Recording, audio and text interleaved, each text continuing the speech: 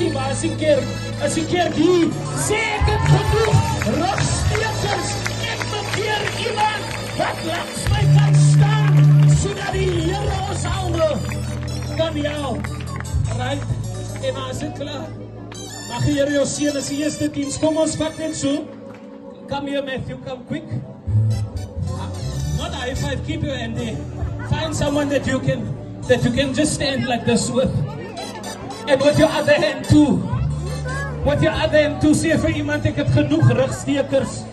Ek moet keer iemand wat langs my kan staan. Sê vir iemand, ek het genoeg vyande. Ek het net 'n skouer nodig.